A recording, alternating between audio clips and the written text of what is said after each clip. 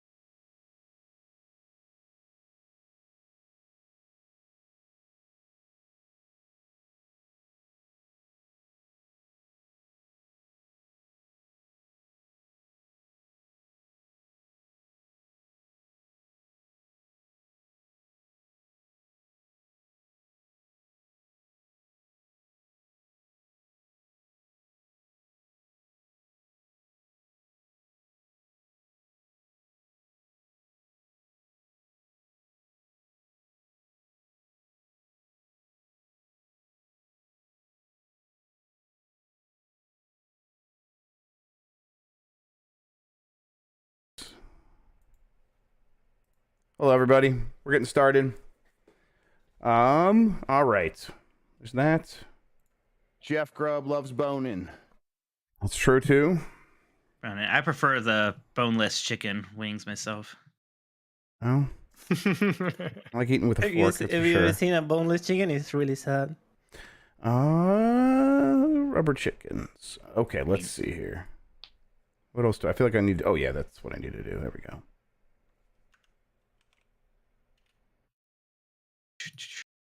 Mike Minotti, Mike Minotti. Mike, do you saw that? Do you saw that Steam Deck that has the Yes, the Fraser thing. Yes, I want it. I need to figure out how to get Oh my that. god.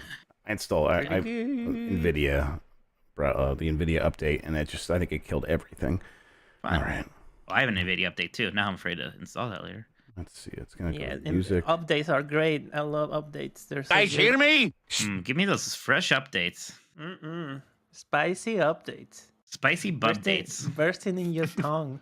Hey, Yeah, you guys hear me? Start chill. All right. I think we're ready. Yeah, well, I fucked your mom. Nice. I think you just need to tweet Jeff. All right. We are good. Okay, then I'm good. All right, let's Daddy, see here. chill. Daddy I'm chill. sorry. I'm sorry, Daddy. Chill. What's Daddy chill from again? It's a It's a meme. It's a meme. It's a meme. But like, it's a meme from what? It's a like a skit video on YouTube that like a dude gets to his house and there was a party on his house. It's like, what the hell is even that? And then the other guy is like, Daddy, chill. Okay. it's so a popular. video. Casco says it's from Power Wash Simulator. That's what I choose to believe, actually, because it's funny. That's really what's important. Not gonna lie to you, I have no idea. I should sell the video. I don't know. This is so. I made that shit all up. There's this. All right. I think we're good. Hey, All right. Oh no, Oriel. Mike, are you ready? I'm ready. Drink water. Okay. Well, then let us count down, and I've got the rundown right here. Okay. I misinterpreted cast coder. Forgive me. Here we go. 5, 4, 3. hey, Oh, you hang guys on. I hear got an me? error. I got an error. Hang on. Let me see this. Too many concurrent sessions. Try closing other. Okay. What the hell else is using NVIDIA encoder? You're streaming to the Discord, by the way. Like you're streaming the feed of your Yeah, my to OBS. Discord? Yeah, but I mean, Might be that's a virtual cam, though. I mean, it's not going to be. Who knows? Maybe Yeah, stop maybe. streaming there. Yeah, maybe. Hang on.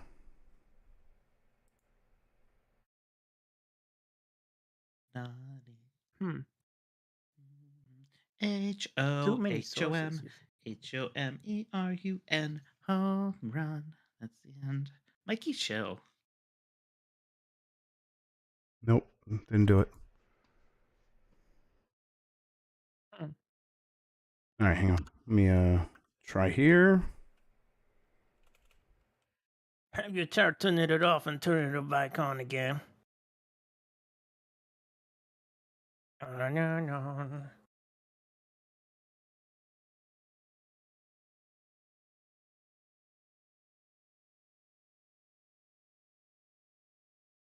Hey, listen. We're tired. We're tired, boys. I feel great. I'm wired and awake. Oh, it rhymed. No, but Chef is a little bit tired. Yeah, he is a little tired. He's a Living sleepy alone. boy. God damn it. Sleepy boy. You don't fight with me?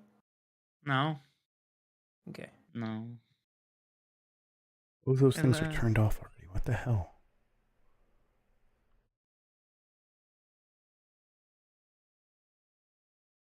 Don't worry. All right, of I'm this is gonna have to. be I'm gonna have to just turn off OBS and turn it back on. Everybody, I'll be right back. Sleepy. Like, no. I'm not going to do that. All right. Yep. So Somebody who does that all the time, let me tell you, is hell. Okay. We're live again, and now it's working, of course, because it was just being stupid. All I right. told you. Let's do this. Let's start that. Yep. Still Let's do working. this thing.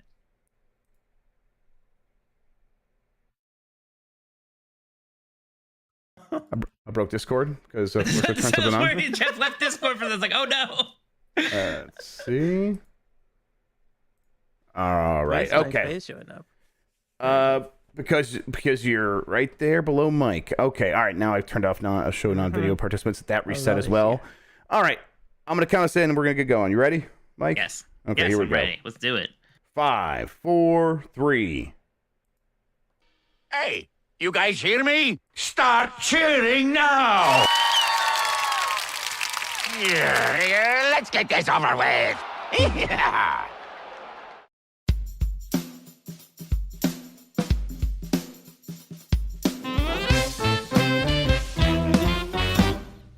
Woof woof. Hi, I'm Mike Minotti, and I am a Nintendog. Hi, I'm Jeff Grubb, and I am a Nintendog. And we are the last of the Nintendogs. Today, Team Grubb was robbed. We're getting ready for that first little taste of the Mario movie, and we're going to talk about special Nintendo rules. Oh. Jeff, how is it going? We had quite the weekend. Yeah, that was fun. So on, I guess it was a Saturday morning, we woke up. You drove here for like an hour and a half, and then we drove all the way, almost all the way to Chicago for 5.5 hours. We stopped a few places along the way to go to Galloping Ghost Arcade. That was a good time. It was a long day, but it was a good time. Yeah, it was great. We got to meet Jess, aka Void Burger, over from Giant Bomb, and her semi husband, Yep. Josh. So it was a lot of fun, a lot of good arcade games that we got to play there. It was like a whirlwind. It's funny because like the ride there, we're like, haha, this is easy. This is nothing. It was such like good friend moments. Then the drive back, it was rainy. Yep. We were tired. What happened? I think we stopped to get gas, and you got back in the car, and you're like, I'm going to crash now. I can't stay up any longer. I'm like, Mike, I understand. Well, I'll find us a hotel. We discovered, at that point that there was a Notre Dame game, and We're every right there. hotel along the entire highway we were on was completely booked. So I drove many hours to the first decent rest stop on the highway in Ohio. So it was quite a ways away, and then we slept there for a couple hours, and then I drove us the rest of the way. So I don't know. I thought we both handled it pretty well, though, right? I mean, Well, you handled it better. You had to drive. Yeah, it was a bad situation. I don't know. You're like stuck in a car. You got nothing, like no escape, and you're just like, I'll just sleep here. This is fine. I was impressed that like I was basically asleep for like the last, like, even when you drove from that rest stop home, that was like 2.5 hours. I put on an Iron Maiden album and immediately fell asleep. When I woke up, you got home, that same Iron Maiden album was still playing. You just sat there and listened to my Iron Maiden album for 2.5 hours. Well, that's not exactly true. I had I put in my earbuds pretty quickly and started listening to a TV show I was playing on my phone to help keep me awake. Now, so. You do know that's illegal. You can't wear Yeah, earbuds. I do, and I love breaking the law. You know that about It's me. true, actually. What did you think about the arcade? Oh, it was great. It was a lot of fun. The biggest thing was that they had Sega Sonic the Hedgehog, which is like the obscure Sonic arcade game. It's a 3-player game where you play as Sonic, Ray the Flying Squirrel, and Mighty the Armadillo, and it's all trackball controls. There's like one button for jumping. It's like a really early Sonic game too. Like Tails isn't even in it, right? It only came out in Japan. I never thought I get to play it because you can't just like, emulate that. You need a trackball to play it. So seeing that one in person was very exciting. Yeah, that was really cool. I really happy to play F-Zero AX and all that stuff, and seeing that F-Zero Sonic X, game. And and Josh brought a GameCube memory card that you got to put inside it. I think you almost cried when you did that. Yeah, it was really a momentous occasion. Like, I'm like, oh, I never thought I would get to do this, and here I am. I'm putting the memory card into the thing, and it just felt so cool. It like slotted right in there. Nothing really happened, but it was still very cool. I don't know. I had a great time. I tried to play the grid, and I couldn't find the button to do the free play, so I didn't actually get a chance to play the grid. But I played the grid before, which is like the arcade version of Quake. It's pretty cool. T-Bucket in chat is saying there wasn't a Notre Dame game. There was some event. If there wasn't a Notre Dame game, there was. That's interesting. Then is it just all? Because I the understand lady at the hotel, the first one I went to, said something. She said there was something happening, and I just kind of didn't. I think I just assumed. I filled in the gap with Notre Dame game. Well, the first hotel we went to, we were literally by the campus, so we assumed that was it. Okay. Yeah, so I just kind of like, oh yeah, but she said no, there's something, and I'm like, okay, well, I guess we'll drive a little bit out of town, we'll be fine. And nope, there was nothing. So a lot of people still traveling. The economy's falling apart. A lot of people still traveling though, Mike. So yeah, it was. Well, because for a while you couldn't do even like a little bit of that. Yep. So I bet a lot of people are still a little cooked up, and it's fun to go out there. I mean, even like, it was like, wow, a day trip to Chicago, that's kind of wacky, but what the hell, let's do it. It was fun. It was fun to get all that footage and like and know that there's a video coming of it and stuff. So I'm like looking forward to like seeing Jess's final product. She's begun editing it already. Yeah, it was a lot of fun. We got to go to a Cheesecake Factory afterwards, of course. It was an hour wait because it's the Cheesecake Factory, and despite everyone's jokes, sure is popular and amazing in there. Yeah, it was hopping, and it was a good time. It was packed. Yeah, it was jam packed, and I looked around, smiles on everyone's face. Everyone having a great time. Not a single upset person. There was babies who would normally be crying, and they were just full grins. They were everyone very happy excited to be there. The only issue was I went to the bathroom, and look, we've been out all day. I'm not normally a drop the rock out of shop when kind of guy. Yeah. But I had no choice. So finally it's like, all right. And then afterward, that's when I noticed there's no toilet paper in the stall, and I had to call you to come save me. And you're lucky I answered. You were lucky I had my phone out on the table. Lucky? You were on your phone almost the entire time. It's like suddenly now he's not gonna look at his phone and see that I'm calling him. I picked up the phone and I helped you out. I had to like go ask the ladies that were waiting in the hallway outside the ladies' room to run in and get some toilet paper for them, and they helped out. They were very accommodating. Yeah, it was good. I was real scared for a moment, but it all worked out in the end. Yeah, it was fun. You were streaming us in the van on the drive there, and Cheesecake Factory came up during that stream, and they were watching that stream, and that's where the idea originally came from, because they suggested like, let's do Cheesecake Factory. They had apparently like looked one up and everything, and so when we got there, they were already talking about it, and it was because we mentioned it on the stream. I think you should be able to see that moment happen in the video too. So it's pretty cool. Whatever versus CPU says, is Cheesecake Factory the Arby's of not fast food restaurants? And I think that's correct. Yeah, I think that's fair. I mean, both are very robust in their menus, how I would put it. No, that's true. Yeah. All right, Jeff. Ready to talk some Nintendo? Yeah, yes, I am, and I'm glad Turbo Sean says, of all the places you could have ate in Chicago, exactly. That's exactly we weren't, right. Downtown. Like, we weren't going to go to, like, some hot dog place or, like, some deep dish place. The Oak Brook area, the mall there, Oak Brook, I think is what it's called, Brookfield, Illinois. Right. We were in that area. I was very hungry, tired. We just wanted to go get the taste of cheesecakes. We went to some bar across the street and got drinks while we waited. It was good. It was a good time. Jeff, I got bad news. Well, I mean, what could possibly be the bad news? I think there's nothing bad could have happened to me this weekend. Team Grubb lost the Splatfest. You all fooled me. Dead last. Dead last? Why did they even do that? Why don't they just say who was first? Well, first was Team Gear, because you get points of some kind. I don't know what they're for. If you're at first, you get a lot of points, which was Team Gear. Second place was Team Fun, and they got some points. Team Grubb got no points, Jeff. I award you no points, and may God have mercy on your soul. Jeff, this is bad news, especially since, I mean, of course, there was this giant meme about being about you, so I'm sure you were in there a lot trying to get those wins for Team Grubb, right? Fuck no, I was passed out because I was driving all night. To be clear, Saturday we were out. I only did it.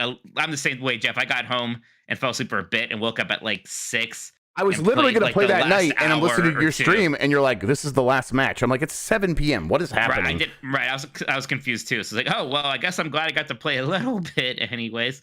I tell you what, I had fun playing the Splatfest though. It was a good time. I really like just how they kind of decorate that hub city, and there's all these billboards, and like the people are doing their show.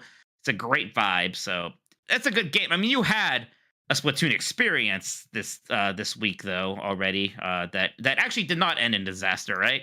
No. I played some Splatoon for the Splat Off, a deal that it's almost as big of a deal as Splatfest. Some say it's bigger. Some say, yeah. Some say, yes, absolutely. On GiantBomb.com, where I and Team Giant Bomb took on Nextlander and Abby Russell in a 4-on-4 fight to the death. The first to 10. The best of, what would that be? A best of 19 series or whatever? I have no idea. Yeah, it was, but it was a lot of fun. We were pretty much creaming them. They won the first match, but then we knocked off like six in a row, and then they started coming back little by little. Why they came back? You know why they came back? No. Because your freaking empathy. You started to feel bad, and you told them in between, like, guys, I'm splatting your base too much. You should try to stop me. You apathetic, you jerkwad. You almost... Hey, we still pulled it out in the end, even despite myself. I felt bad, and they really started doing much better on that afterwards. So I don't know. Those were some really good fights. I had a really good time. There were some 0.1 victories. There was two where it was a 1 point, like on the not like the percentage. Well, the percentage was 0.1, but then it was a 799 to 798 on the scoreboard, and it was like, wow, I just didn't even really think that was possible, and we had 2 of those. So just some really good fights. It was a really good time, and you could see a lot of I played a lot, and I'm not getting much better from one round to the next. A lot of people who hadn't played much before, you could see them getting much better. I watched some of the Nextlander stream later, and it's like, oh, here's Vinny and Brad just getting substantially better as they were going along and winning a lot of matches there. They won most in the second half, so yeah, it was a good time. It was a really fun time. It's fun to go watch that right now. I think there's a way to watch both videos side by side, so if you want to check that out, that's some really good Splatoon content, I think. Well, congrats on the win, Jeff. Thank you very much. But it's all negated by the Team Grubb loss, of course, which was a global event. Listen, I'm the number one enemy base inker, and you can't take that away from me. That's true. That is your specialty, especially when there's like 30 seconds left. Just go to their base. It's a good move. Turns out it's a good move. Just a small Nintendo Switch Online app update, Jeff, where you can now add Splatoon 3 widgets to your home screen on iOS and Android. We make fun of that Nintendo Switch Online app a lot, Jeff. That's kind of neat, actually. What do these widgets accomplish? I think they show you like your most recent scores, things like that. Yeah, it's neat. I like that. Yeah, that's kind of cool. Maybe I'll turn that on and see what's up with that. Yeah, I will. I'll add that. That's kind of cool to have like that information just like show up. Okay, I'll take a look at it. Listen, it's something. Like my expectations good for them is what I want to the say. app are so Yeah. low. The fact that they did anything, I was like, wow, good for you. Yeah, exactly. This feels like 2009 technology instead of just 1999 technology on a Nintendo. So I just want to say a big good for you. Jeff, the first teaser trailer for the Mario movie, it's going to be shown at the New York Comic Con on October 6th. So we are a bit more than a week out from actually seeing a little bit of this movie. What is your predominant emotion when I talk to you about this? How does that make you feel to know Here's what my dominant emotion is. October 6th is Thursday. I'm going to be in New York. No. I could go to this because I don't know if you probably have to pay to go to it. It's a convention. I know, but I mean, I probably have a hookup for the New York Comic Con. Okay, I got to look into this because I don't know if they're going to put this online. Are they going to put it online? Well, you would hope. I don't know. It's hard to say. I always don't understand why sometimes they don't. Yeah. But sometimes they don't. So, well, I mean, listen, I think they will put this teaser online eventually, but I need it that day. I need it that day. At least you and Dan could go and make some content out of that. I'll talk to Dan about it. We'll see about doing it. That's incredible. If we can make it happen, I'll go and film it. Thursday's going to be a little bit hectic. Are you going to be the shaky cam leaker of this thing? That's going to be you on your iPhone. I would absolutely. You don't even have an iPhone on your phone, whatever the fuck, your Pixel. Yeah, that would be very good. I don't know. We'll look into it. My other emotion here is I don't know if I'm ready. I don't know if I'm ready for this. You'll never be ready, Jeff. You'll never be ready. I don't think it's possible. We are going to hear the life-changing voice of Chris Pratt coming out of Mario's face. But that's the thing, Jeff. What if we don't hear it still? Right, they could have said it here. They're like, oh, well, here's a teaser, and you will get to hear the new Mario voice. Right. Like, it could just be not that. It could just be, like, showing a Mario block and, like, a fist hits it, and it's, like, a date. But it's a teaser. Like, they said teaser trailer, right? So that's got to be, like, at least a minute. I suppose it could be, like, that Avatar No, teaser trailer is, like, the teaser. Like, there's a teaser trailer. Trailer. A teaser trailer is, like, a minute long. I mean, it could be a minute. Look, I saw a minute-long teaser trailer for the new Hunger Games movie that was literally just going around a logo. Oh, okay. That can happen, but usually teaser trailers, when they say that, are like, yes, they could be a minute to 2 minutes, because like a normal trailer is like 3 minutes, 4 minutes, or something like that. You're right. Usually they are more substantial than that, but I'm just like, I don't know. I'm like, part of me is preparing myself for not disappointment. It's not like, oh, I can't wait to hear Chris Pratt's voice, but I just need to hear it and get it over with. If by the end of this trailer we don't get it and it's like, wait another 6 months, no thank you. That's okay. So that's actually the real emotion I have here, is just fright at the possibility that we will have all of this build up. We will get the trailer, we'll watch it, and we still won't hear the voice. And then it's like, oh my God, just give it to us at this point. We need to hear it so we know what to expect. What if Keegan's Toad is the only voice we hear in it? Okay. Listen, if I have to take that, I'll take it. Yeah. Jeff, this isn't Nintendo news, but I wanted to talk about the Far Cry 6 Game of the Year edition. Sure, I get that. I get this. Yeah. Now, this hasn't actually been announced by Ubisoft. I think it's actually been leaked. It's been leaked, I think. Yes. I don't know for sure, but I think that's been leaked. But Jeff, what the fuck? Far Cry 6 Game of the Year edition.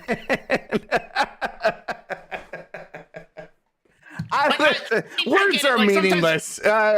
People like fuck around with that a lot. I get it. Yes. But usually somebody somewhere who's not just like a dude has to say it was Game of the Year. Like, is there a publication? It was probably Game of the Year on like a Far Cry fan blog, right? This is the best Far Cry game this year. Yes. Yeah. I think someone said if Borderlands 3 did the same shit. I bet somebody, because Borderlands people are weird. There are people who really like Borderlands. I think Borderlands 3 legit won some Game of the Year awards. Maybe. It's weird. But this Ubisoft, I mean, Beef Amber says it won 2 Game of the Year awards, apparently. I'm gonna go to Wikipedia. I gotta know by who. That's incredible. Far Cry 6 game. Oh no, that's probably. Let's find these people. Is this like that review, that one positive review for Sonic 06? No, I'm not saying Far Cry 6 is as bad as Sonic 06, but man, that's just incredible. But it's still, this is a pretty absurd thing to happen. I mean, it's pretty incredible to like reach that hard for it. Like, is that really going to boost sales of this thing? Just call it the Far Cry 6 Definitive Edition, whatever. Why lie?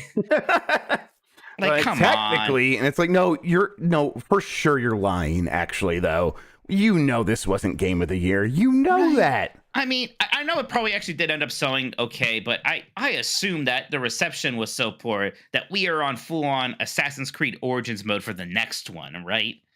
Yeah, Like, we have to reboot this bitch. yes, definitely. And I don't know what that even I don't even know how you reboot Far Cry. Like, if I asked you what are the key components of a Far Cry game that you can build one around but make it fresh, I guess like open world, guns, some stealth, and like a charismatic bad guy. So I don't know, but I couldn't let that one go, Jeff. Has a Far Cry game ever been on a Nintendo console? Is there like a cloud version of 5? I bet you can get like come to Switch. Far Cry 3 is probably on I'm gonna Google this. Switch or Wii U or something. Far Cry Switch, probably. Man, I don't know. There might not actually be anything. Yeah, maybe not. Maybe not. Maybe Actually, 0 Far Cries on Switch. That will make maybe Cries on Switch. How about that? Well, I guess we better stop talking about it. yeah, Far then. Cry 1 was on Wii. That's right. I do remember that weird That's version. incredible. Yeah. Do you like people go on about Far Cry 2? It's like, it's better. I'm not a than Far Cry 2 person. I not want to either. I want to go back and try again though, because the way people talk about it is like, I see like people did a comparison between Far Cry 5 and Far Cry 2, and they're like, look at this. Far Cry 2, you could like shoot the branches off the tree and they break apart in a realistic way, and I'm like, ooh, well, that's the kind of stuff I like. I want to go back and check it out and see for myself. But every time I've tried, I keep thinking to myself, I don't want to deal with malaria. I don't want to deal with that. No, thank you. All right, Jeff. Let's get to some questions from the podcast community. We've been getting a bunch of super chats in. Thank you, everybody. We will read those later. You can keep sending super chats in. We will read all of them before the show's done. Hey, if you're watching live, please do give us a thumbs up. We appreciate it. It helps more people find the show. We always like to get to at least 100 there, and I bet we can do it. Bench JC says, "Hey, dogs, what Nintendo franchise would you give to Kojima, and let it go through the Kojima process? Tons of Hollywood actors, very directed, and specifically the way Kojima likes it. Pretty much what Nintendo franchise should Kojima get his hands on? I'd like to see Kojima's gritty, very narrative-based, and like weird take on Punch-Out. Okay, I could see that. It'll just be Norman Reedus playing Little Mac. Yeah, I think Earthbound. Right. Earthbound would be pretty fun. Because I want to see what Hideo Kojima thinks of like American culture, like that filter.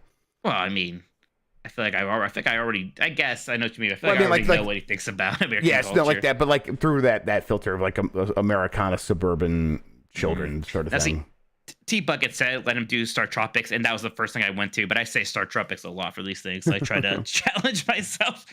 Benji Klasky says, "Hey, vomit dorks. Jesus. Marry, fuck, faint. Enough. Not kill, faint." Okay. Marry, fuck, faint. Miyamoto, Sakurai, Anuma. Man, Miyamoto's name's he's kind of had a hard time. He used to just be untouchable, and we sort of kind of blame him for a lot of things now. Maybe fairly, like in the case of what's happened with the Mario RPG games. Maybe a little unfairly in some other cases. Maybe we should just give him a good old-fashioned fucking thing. Yeah, let's fuck Miyamoto. Jesus Christ. This is rough, though. Well, because, like, Sakurai's perfect. I would marry Sakurai. There I am. All right, then Sakurai would be a Anuma's got to partner. faint. Sorry, you did a lot of great work. Time to faint. That's kind of rough, though, because Anuma just made Breath of the Wild. Yeah, and it's like a great one to go out on. So all right. Time to pass the torch, I guess. Fair enough, then. We're not killing him. He's just going to faint. He'll get better. Immediately saying, clip that. Jesus. No, don't clip that. Please, I'm already in jail. Please. They didn't say anything, but I bet they weren't super excited about all that Nintendo Direct talk we had. Bop the leaves off the tree, he says, "Woof woof to my dogs." Not exactly Nintendo related, but it is nostalgic / retro related. Did you guys ever play the Sega Derby Owners Club arcade game? The one where you would race horses, breed them, and it would print out cards of your horses when you were done. It's the only game I've ever spent multiple hours on arcade for. David Buster's got rid of them years back, and I've looked around and I'm surprised no one has found a way to emulate it. And we want to go 8 ways on an 8-seater. Thank as always, Have a great week, Jeff. I think they had this at the GameWorks in Columbus. They did. I played it second floor. I played it multiple times there, and I always had a really good time. I don't even remember exactly what I was doing in the game. Same. I just remember like I wanted the horse to win. So yeah, it was cool. Fun. Not only have we both played this, but at the same arcade. That was a great arcade back in the day. Yes, it was great. GameWorks It was a really well. Yes, absolutely. At Easton, was that the Easton. shopping center? Yes, Easton. And also, I think the first place I went to, a Cheesecake Factory. They had a also one of the. It's like one of the first. It's like the model for malls now. These outdoor, open air shopping centers. Easton was like one of the first of those. Right. I mean, the place we went to in Chicago with its Cheesecake Factory was basically just another Easton. So. And based on Easton, yeah, because Easton's was originally owned by like Les Wexner, who is based in Columbus, and basically came up with the concept for all this stuff. Dr. Suss says, "Hey Jeff, shout out to Narrow Holes Grubb and Mike Wide Penis Illuminati. Last week you talked about how Gandorf has big dick energy, which I totally agree. Keeping with the penis talk, which Nintendo character has small dick energy and why? I mean Wario. There's no way. Like Wario's gotta be like Mike, like how he likes micro games. I don't think that's the only micro thing he has, Jeff." I was gonna say Professor Egad, but no, that's probably not fair. Well, he's old. I mean, we don't know what we don't know what his energy was like back when he was virile. That's fair. Yes. No, and then Captain Alamar. Oh, because he is small. He's actual, sure, but like it's relative for his species. I don't know. Is Kamek? I thought Kamek was a girl. I'm not sure. I'm not sure either. Yeah. What could you possibly be googling? Me? I thought I heard you type, guys. I'm just Nintendo small penis. I'm just fidgeting, but yes, I could do that for you real quick. Let me get in on that. I'd really like it if you did it. I think Wario's probably correct. I think Wario's right here. Jump Matt says, "What 2D and Nintendo series would make for the best roguelikes?" Man, I need to play that new Shovel Knight, by the way. Speaking of that kind of thing, yeah, it looks really good. I watched Dan play some for a quick look. It looks very awesome. Would you like a 2D, like the top-down Zelda game, but as a roguelike? Like you're not sure what things you're gonna get. I think I almost prefer Zelda 2 style as a roguelike. That could be pretty fun. But yeah, I would do a top-down Zelda roguelike. I think they could do that really well. 3D is a little trickier. Yeah. I mean, people said that Returnal was kind of like Metroid Prime as a roguelike, so like Metroid Prime maybe would work with that. Maybe better than anything else I can think of, anyways. Really. Yeah, that's fair. Screaming Matt says, "What is the funniest form of Nintendo merchandise or items you've seen? I can't help but laugh every time I see a picture for the official soundtrack CDs for Yoshi's Story and Diddy Kong Racing. Both are shaped like the heads of the respective titular characters, and they are literally unplayable on tray and slot-based CD players. The Diddy Kong one in particular is hilarious because it looks like Diddy is laughing at you. Yeah, look at this thing. They literally are shaped like the characters. I don't know how you play these." Yeah, that's bizarre. Well, no. So it probably just goes the inside track. I had a Pizza Hut CD that I got in Spain that was the shape of a slice of pizza. It was a triangle. And it still played like music because they just the laser would just go around the inside, the part that was actually like whole and connected. Mm-hmm. But do you have any Nintendo merchandise that like pops out as being absurd that you can remember? It's weird that like nothing is jumping to mind. Yeah, they make a lot of it. Yeah, they make a lot, so a lot of it just feels pretty normal, right? Yeah, it's all pretty vanilla, really. Yeah. Like, I don't know if I've ever seen one I was like, I can't believe. Some of it's like cool, like that Lego set that's like a TV with an NES, you can like crank it to scroll Mario. Yeah, I love to crank it to make it scroll. Yeah, I love to crank it. TurboStron says this thing. Let's see what this picture is he just sent. Oh, it's like an original Donkey Kong plushie, and it looks kind of gross. And he has the Donkey Kong logo in his middle for some reason. I don't know. I don't like the dolls that just have hard plastic parts. That's just asking siblings to like murder each other. It's seriously injuring each other. Oh, sure, yeah, the owls I have that have giant plastic eyes, so when the kids throw them at one another, it's like throwing a rock. Right. It happens every time, so it's always a bad idea. Beef Hammer says, "Good evening, Jeff. Despises weapon degradation and Breath of the Wild Grubb, and Mike refuses to play Smash unless items are on Minotti." That is correct. Yeah, so, wait, refuse. Okay, yes.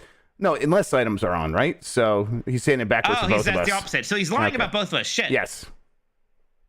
Gentlemen, what is stopping you from dressing like this 24/7? It's the picture of Waluigi and Wario in their golf attire. Yeah, looking pretty sexy. Let's stop. I mean, we don't have any style. Look, we have no style. We have no grace. These dogs have funny faces. That's right. We work from home. Really? That's it. If I had to go outside every day, I would be exactly like this. All right, we got a long one here from Lenny Cool Dick Denver. Oh, man, damn it. All right. Is the penis stuff getting on? I would like for us to have a female fan base, Jeff, but we were just talking about our dicks constantly. Everybody. Yeah, we could put a kibosh on the old kibosh, if you know what I mean. Maybe we don't. But look, I take responsibility here. I understand it's my fault, but we all might need to cool it a little. I understand I'm always the one who pushes these things, and then I need to rein the rest of you back. So I get it, and I apologize, but that's just where we are. Anyways, Lenny Cool Dick Denver says, "Hey that's Jeff, a good name though. Currently teaching my kids how to sister Grubb, and Mike, the only person on the internet who likes the Creven Browns bitch elf. Ah, Minotti, people like that elf. Instead of asking about Advance Wars Reboot Camp, I was wondering what was the first game you guys bought with your own money instead of something that was gifted. The first game I did buy with my own money was Advance Wars 1. Tanks looked cool in the box, and there was an EB Games by the Rainforest Cafe my parents took me to, so it was an impulse buy.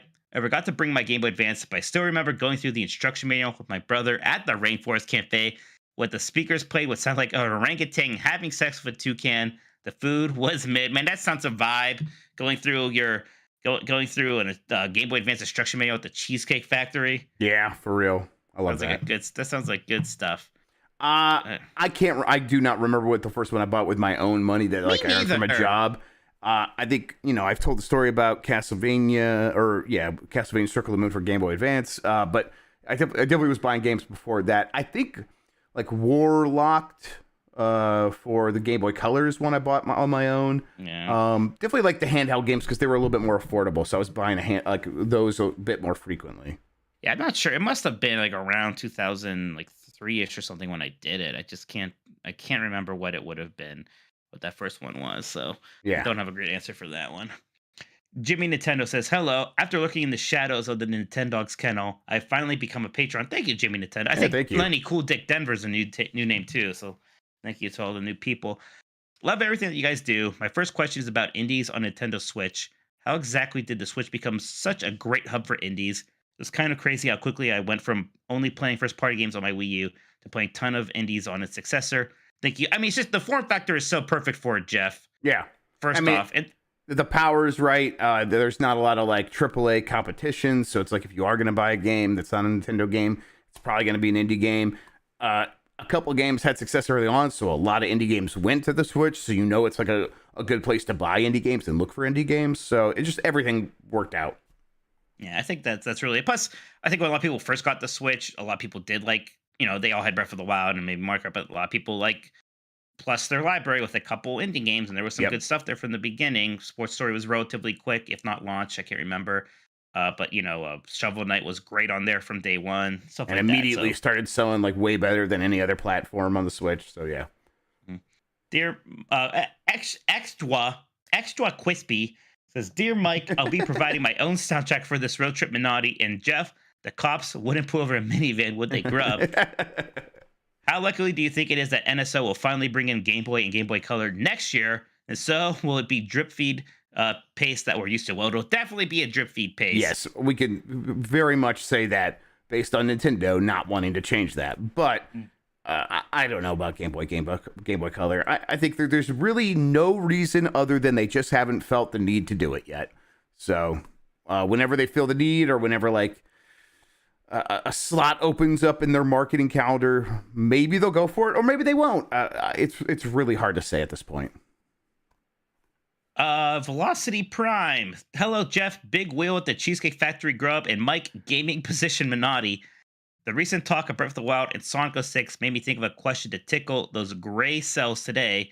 What series had the best transition to HD, and which had the worst? Make it harder, and Breath of the Wild and Sonic 06 can't be the answer." So listen, I always think about the transition from 2D to 3D, Jeff. Yeah, I was thinking about that because Shovel Knight Dig, where I'm like, okay, they had a really good going from 8-bit to 16-bit, because Shovel Knight Dig is a 16-bit look. So what if they were to go to 64 now and do a 3D sort of thing? I'm hopeful that they'll be able to pull that off. Who knows if they ever actually do that? But I think about this a lot too. I mean, this is interesting because does Call of Duty really count? Because it certainly started like it was like this critical darling before the HD era, and then starting with Call of Duty 2, it really became this big deal. But it was also it was like a PC thing, so it was probably HD on PC immediately. I don't really know the history of PC monitors, Jeff. Yeah, I don't know. Yeah, it's such a tough one. Because this one's so much more subtle than the 2D to 3D one. Right.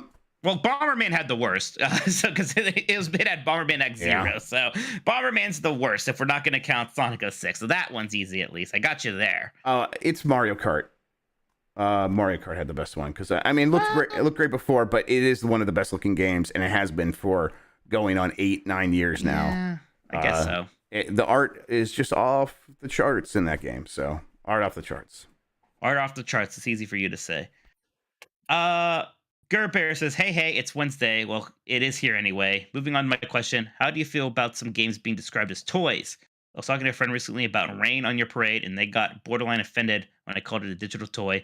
Clearly, I think it's fine to refer to some games as toys, but what do you think? I think that words are words, Jeff, a lot of the time, and sometimes they're loaded with meaning. But if you want to call a video game a toy, I don't really care. Yeah, people are people. Sometimes they can't see their own faults. That's definitely true. I think that I would hope people wouldn't get too offended because toys are cool, and games are definitely in that weird thing where they're not quite art and they're not quite just entertainment or just raw. They aren't just toys, but when they are toy-like, they could still be really fun.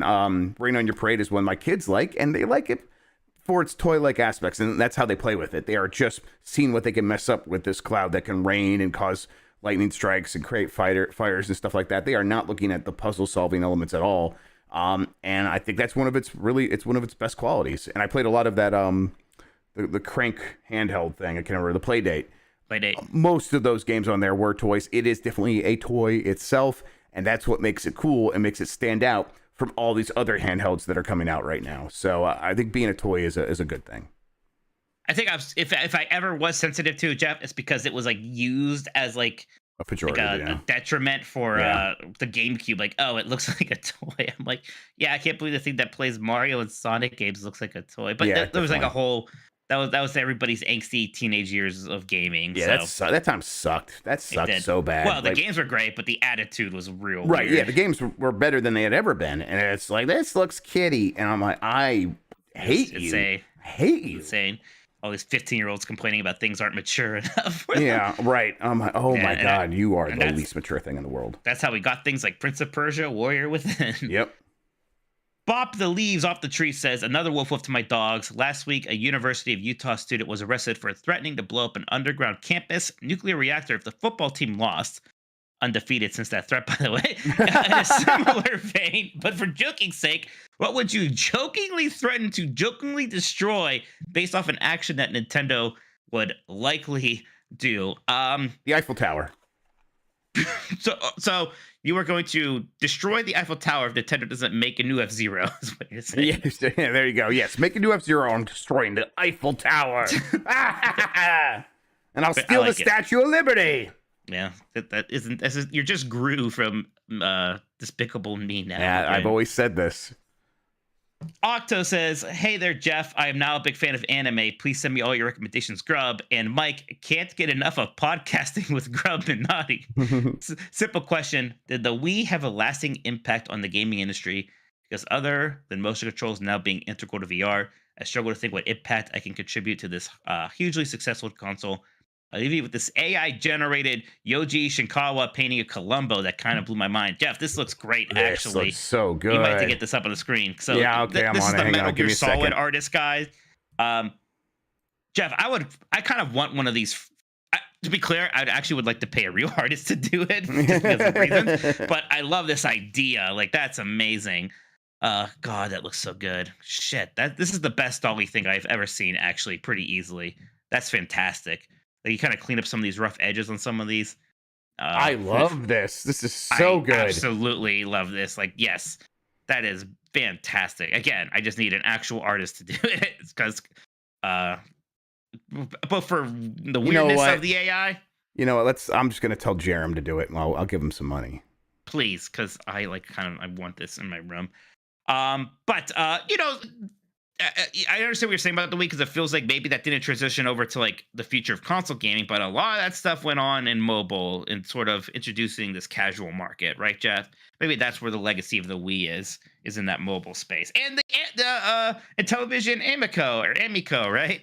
Yeah, exactly. That is truly the only thing carrying forward the legacy, and I don't know what I'm gonna do if it never comes out. Yeah, Emmett Gold is right. VR tech still uses that stuff too. Next one here is from Turbo Sean. Jeff, that thing's still up, by the way. Yeah, I'll get it. Amico. Sorry, I'm looking at the Amico. questions. It's Amico. Yes. They specifically wanted to sound like they should have just called it a Wico. This really Yeah, you're right. They should have. Yeah. VR Turbo tech is the thing. Is the answer though? Everyone's right. Turbo Sean says, "Happy Tuesday, Mike. Come on, guys, don't be gross. My family listens to this. Also, Mike, my pee hole is like so big, you all Minotti." And Jeff still waiting for Jess to take the picture. Grubb. That's great. The king is dead. The results of this weekend's Splatfest are in, and as we all know, Team Grubb was completely and utterly defeated. Like, holy shit, dude, we didn't even make a dent. How is the kingdom of Grubb handling this great defeat? How are the relations with the nation of Minadia? Are they helping with the rebuilding, or do they see this as merely skipping a step in their great plan to overthrow the throne and claim the land in the name of their deity, Cheddarus? Yeah, Jeff, how do we recover from this? How do we go on? No, I think that we just accept that this was a good, hearty spanking necessary from the Nintendo community, and we just move on. And we say, we accept this plight. Please give us another. You should post an apology video. Yeah, well, that's a good idea. Those always do really well. I'll make some money. Mr. Boris says, "Hey, Jeff, once again defeated by Fun and Preparation Grubb and Mike secretly rooting for Team Fun Minotti." Absolutely. Team Gear, I'm at least glad I take some solace in that Team Gear won and not Team Fun. Like, right. Team Fun, like, you're not taking it seriously. Nobody, like, I'm going to bring fucking checkers to the desert instead of a fishing pole. No, you're not. Well, desert or island, hard to say. Which is more likely? People weren't able to play Tricolor Battles during the Splatfest because of technical issues, because Nintendo's an angry god and is punishing us for complaining about Tricolor Battles during the Splatfest world premiere. I think they made them really infrequent because they're incredibly unbalanced and they're working on it, right? Like, the whole point is that like you like the winning team has an advantage in the Tricolor Battles, and it seemed like that advantage team was losing a lot anyways. So it didn't really work. Yeah, I think that might be the idea. I don't know if that is actually... that's not a good idea, though. Yeah, I don't know if there's any evidence that that's actually how it would ever work out. It was always kind of a weird, messy idea. I didn't quite get, like, if you wanted to have... Mike, I'm starting to get the feeling that Splatfests don't actually matter. I don't know. I don't want to blow this whole thing open. I don't want to listen. I don't want to upset the social and natural order. Wow. Seems that way. Jeff, look, these things are only fun if we pretend to take them seriously. So just don't. Just please don't. Don't take this from us. I will say, it is weird, like, if you're going to do the three-way Splatfest battles, I assumed it would be because we can have 4 versus 4 versus 4 and be a thing. Right, it should just be, Mad Matty says, it should just be 4 versus 4 versus 4. And if they can't do it because of technical limitations, then just don't do it. Yeah, just make it 2 versus 2 still. Nico AR says, "Hey Mike, am I your Choom Minotti?" That was a thing. And Jeff, no, you're not Grubb. Whenever the Switch successor hits the market, do you think Nintendo will make a note of how their physical games taste again?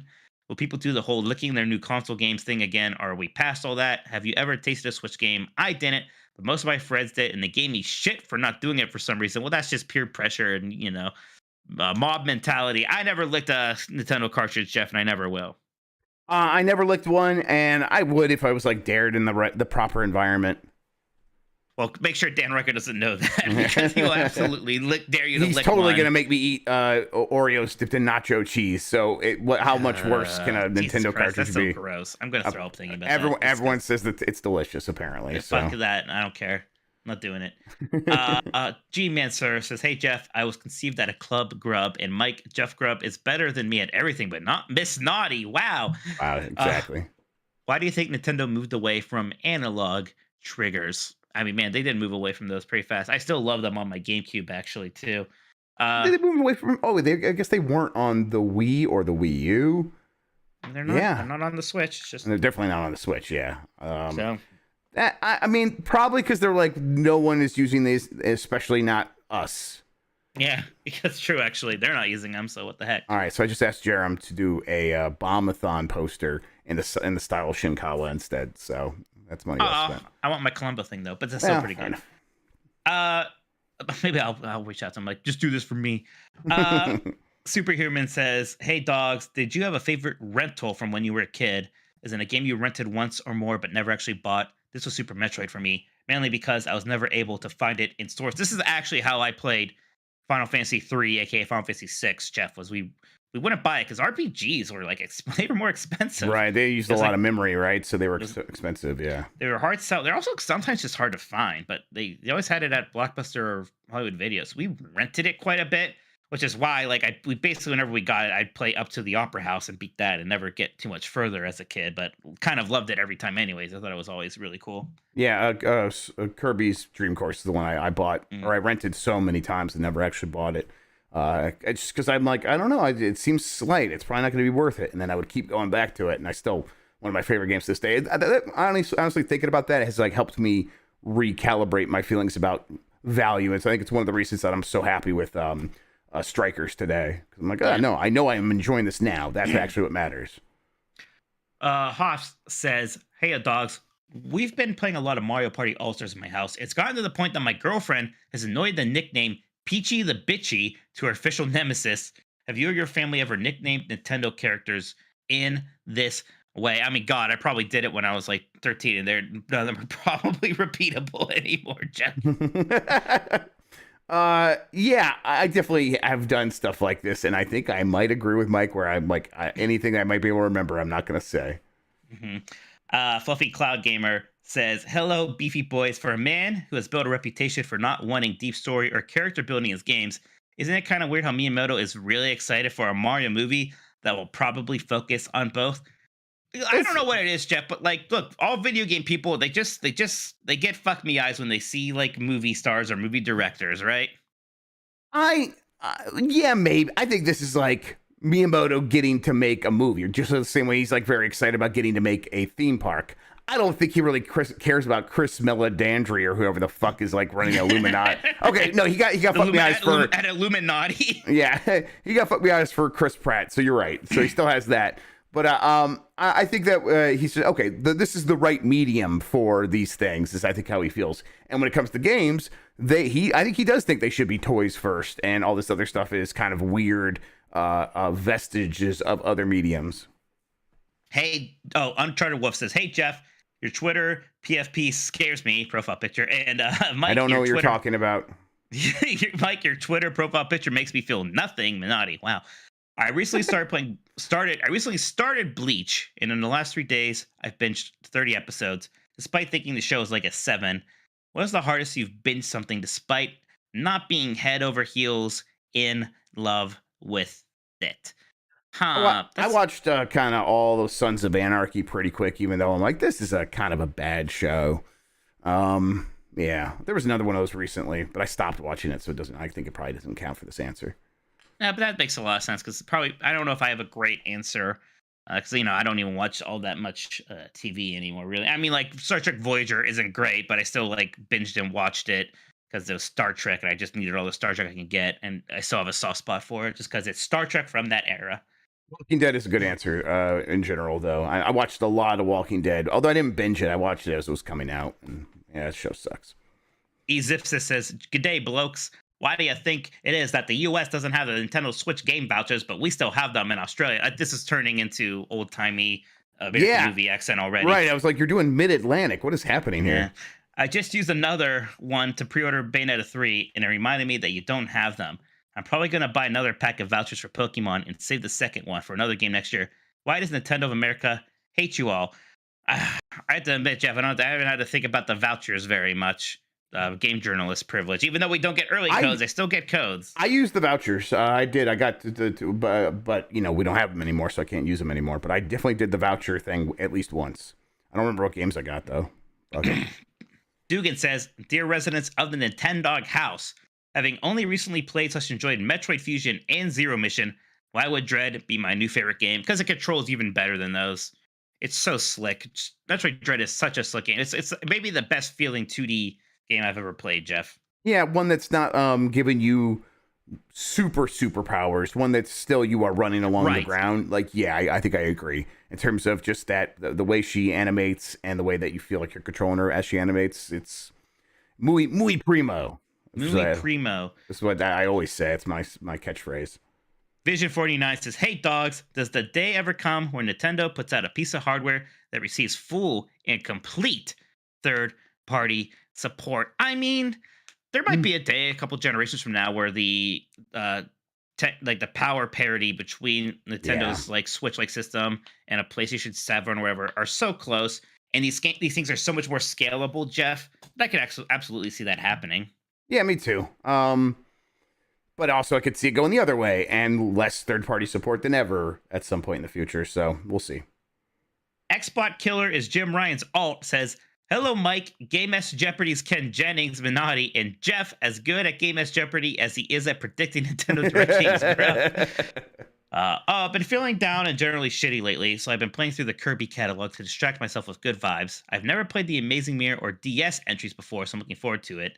Is there a series you love that you haven't played every game from? Yeah, I haven't played every Zelda because I haven't played Minish Cap. Oh, you need to play Minish. You haven't played Minish Cap, you haven't played enough of the Oracle games. Yes. Yeah. I've at least played every Zelda, but I haven't beaten the 2DS ones, and I'm not too upset You're about good. that. Yeah. I really got into Dragon Quest not just a little bit ago, but it was doing pretty good playing through a lot of them, but I haven't played through all of them yet. I was only halfway through 8. I haven't played 1, 2, 4, 6, and 9 yet to completion. Also 11, but that's an MMO. Although the offline version came out not too long ago.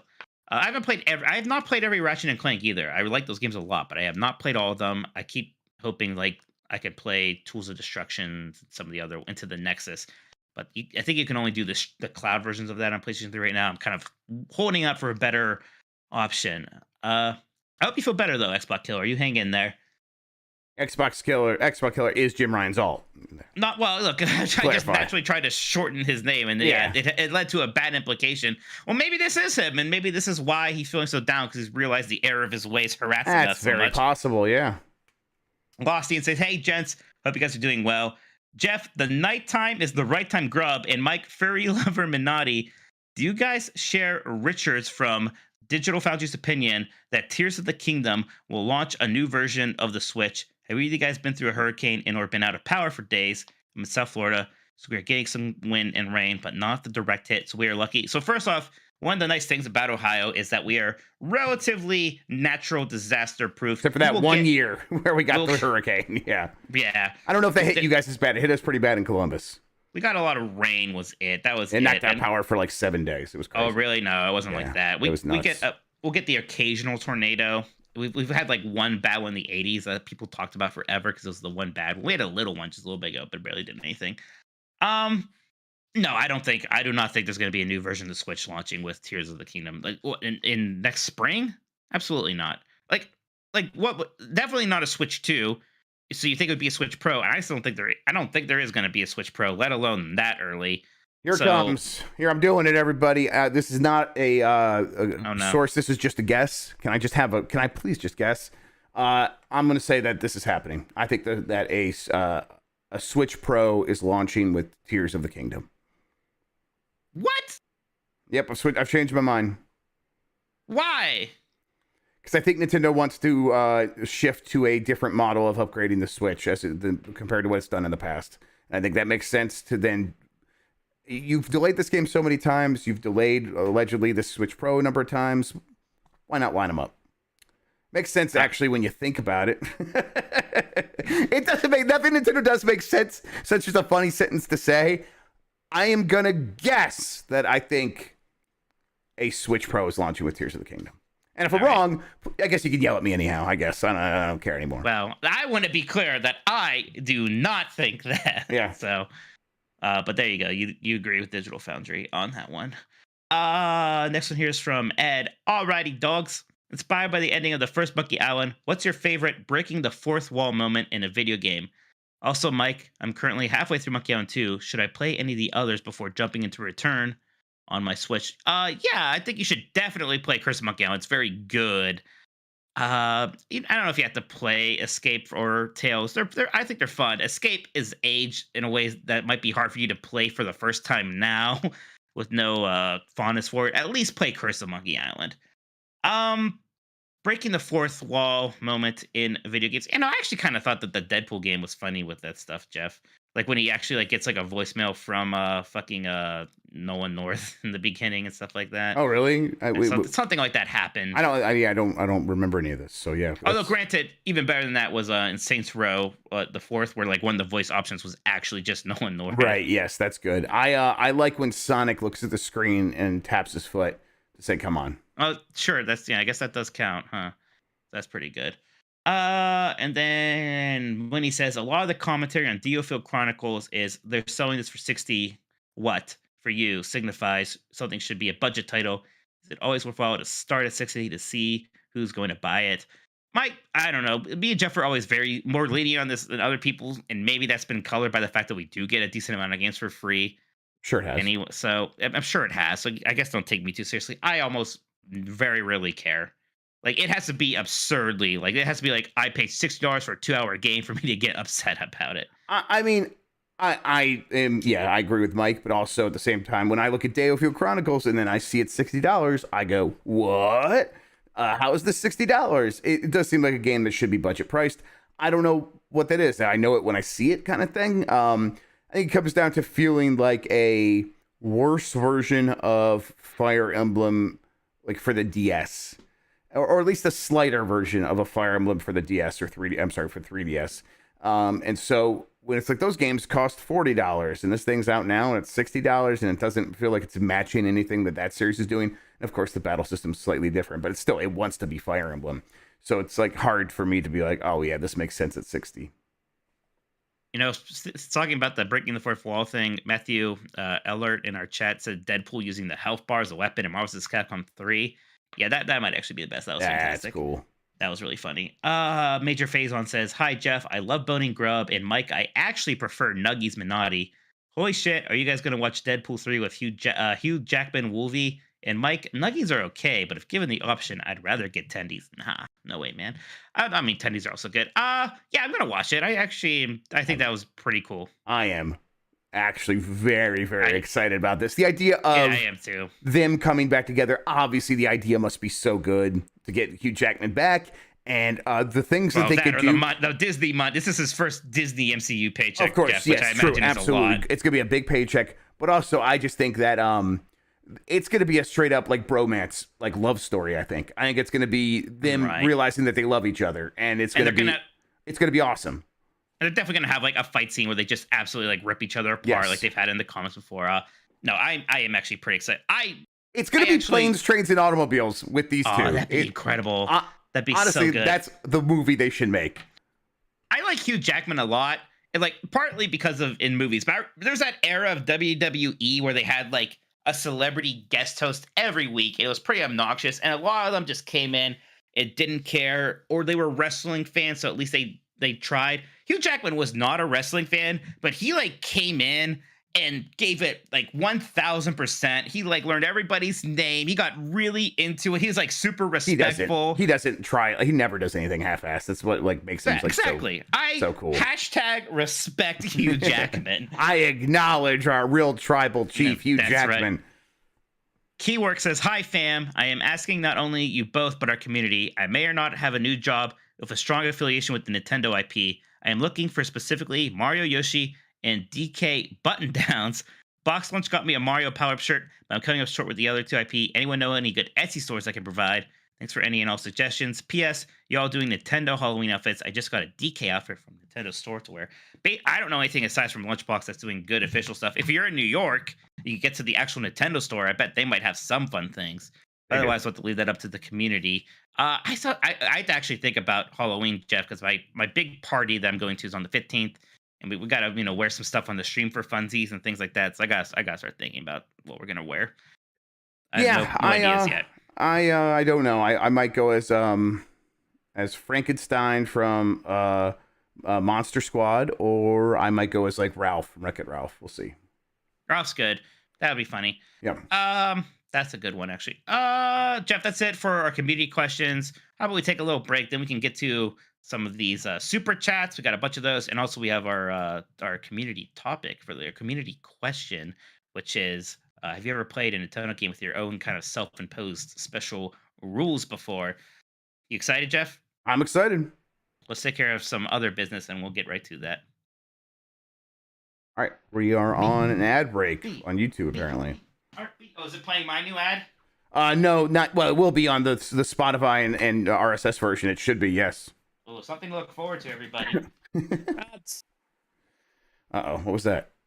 No, I just like to yell ads. Oh yeah, for sure. Christian, You gotta tell me how much ad revenue you get in your streams. Christian, Yeah, what? why'd you do it, man? What did you do? What did I do? From twitter.com/Christian_Rard. Oh shit! Hey, at Dan Riker, just heard under the correct circumstance, Jeff Grubb, not added, not tagged, just Jeff, the words Jeff Grubb, will be down to lick a Switch game cartridge. Why are you doing me like this? Why would you do this? I put the hay in front of it. Damn it! I forgot. Oh, man. I can't be. He has his DMs closed. Phil Theobald on Twitter says, those aren't pillows. Snick. I don't know if any of this audience has seen Planes, Trains, and Automobiles, but y'all should watch it. It's a classic. It's a great one. It's a good movie. I should watch it. I know about it, but I never watch it. Oh, you thought he tweeted the Switch Pro thing? Even Christian's not that cruel. No.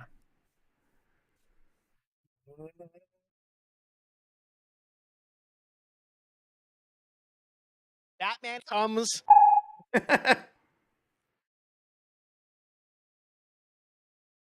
Mm-hmm. Can we run ads on YouTube? There's a button that says insert ads here. I wonder if that's just for the old one. I don't know. Did anyone get any ads? If you're in chat, did you get an ad? I think it's just for them. But Oh, Jerem Yeah. says he's going to do it. I'm so excited. some people say yes, some people say no. I don't know. Yes. Like right now, you got an ad?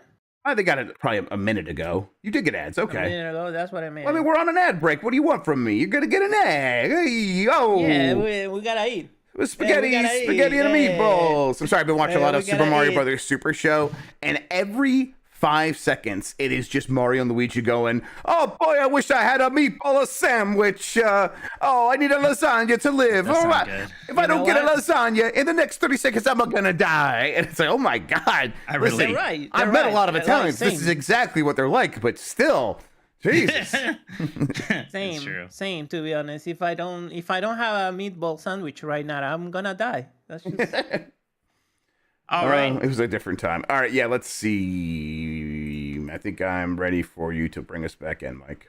You ready to read some super chats if I ask I you to do am that? not. Let me do that real quick. I knew I was. Hey. I've been meaning to do this entire time. I gotcha. that's Nice. you. Funny. Uh, You're a funny guy. Thank you. Let's see. You want to see my Activity feed. There we go. stand up? I'm ready. No. All right. And we are back. Oh, did people hear that? I'm going to do that again. And we are back. Jeff, let's read some super chats. Yeah, sure. Let's start here with Nintendogs, who says, when Disney says they want a Star Wars game releasing twice a year, does that count Aspire ports of old games? Are they continuing regardless of the issues at the studio related to KOTOR remake? I don't think it counts remasters. Yeah, or re-releases of old games. No, I think they want 2 fully new games, 1 indie, 1 AAA a year. And I mean, I think a lot of people were like hearing that headline and were freaking out and have like a knee-jerk reaction, like, oh, that sounds absurd. And I think it's just a lot of people who are very used to the way the games get released today. Yeah. But in the past, we were easily at 2 Star Wars games a year for many years gosh, in the more early than that. 2000s. And more than that, without a doubt. But I mean, Right. It was a different time, but different time, right? But I would like them to try to get back to that time. And if you're going AAA partner and then indie partner, you can get back to that time, because indie games is exactly where they should be going with a lot of these ideas. There's a lot of cool Star Wars ideas that could be explored by an interesting indie studio. I mean, there's like all these people who make those games that are kind of like F-Zero, and like Nintendo won't pay them to make it F-Zero. Well, somebody at Disney should pay them to make a Star Wars pod racing game. Pod racing game like should that. happen. Like, why not? Yep, and you could like expand into swoop bike racing and all kinds of other stuff, and yeah, man, I hope we get a Shadow. Jar Jar's Bombad Racing, bring that back. Yes, exactly. Yeah, I think this is a good idea. Mostly, I just think John Drake has a pretty good idea of what to do over there, and I know he's not Lucasfilm, but still, feels like a part of his initiative. What about that other part there? Is Spire going to be doing any more remasters, or have they been really put into like? I think they'll keep doing remasters. Those contracts. I mean, listen, they had a few bumps coming out of the gate with each one of those games, and they needed some updates, but they got there, and they seem to be selling, and they seem to know how to market those. Be like, hey, they're coming to Switch first, and they sell really well and all that stuff. So, I think they're going to keep doing it. I bet the KOTOR ports to Switch did very well. So yeah, I think they'll keep doing them. Did KOTOR 2 on Switch ever get that update with like the ending ended back in? I do not know. I think it did, because I remember us talking about it and being like, "Oh, this is about to happen." So I hope so. All right. Next one, Jeff. Yes, Major Phazon. Hi, Jeff. I love boning Grubb, and Mike, I actually prefer Nuggies. Minotti, holy shit, are you guys gonna watch? Oh wait, this is the. Oh, am I reading the wrong thing? Yeah, these aren't super chats. These are super chats. I'm reading the Discord thing. My bad. Hang on. I was like, this sounds familiar. Yeah, I feel like I'm having deja vu. I'm very tired, everybody. From BTL 1993. Hope the Beef and Cheddar Boys enjoyed the Studebaker Museum. Cheers from the Hoosier State. Thanks for all the great content. We did enjoy the Studebaker Museum. It was Mike's idea, and Mike, thank you so much. That was a good call. So there was a show on Disney Plus forever ago where this guy would like look at props from certain Disney movies, and one of them was the Muppet movie. And he went to a Studebaker Museum in Indiana because it has Fozzie Studebaker there. And I remember thinking, man, that's not that far away from me. I should go sometime. So when Jeff mentioned this, I was like, I think the Studebaker Museum is right on the way. Can we please go? I even called them to make sure that it was there. And yeah, we went. Even aside from seeing the Muppet cars, which is cool because it had like the back was like fitted so that they could actually drive it from there while they puppeteered and all that stuff. It was actually kind of just fun seeing all these retro cars. There were some weird things. There was a hearse for children. Yeah, a child hearse, yeah. Yeah, but they also had stuff like the carriage that Lincoln rode to the Ford Theater, where nothing bad would happen to him.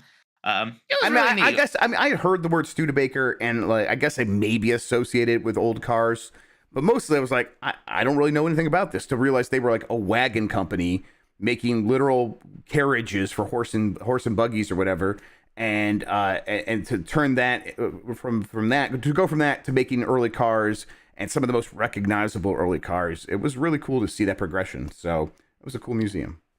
Like fun little niche museums like that are always actually pretty cool. But yes, if anybody's over that way in Indiana, you should check out the Studebaker Museum. Also, there's that they're doing a kind of a fundraiser to try to restore that Muppet car. Yeah, we shared some links to that, so look that up if you feel generous. They also had an electric car in 1907, so pretty well. It had a range of 70 miles.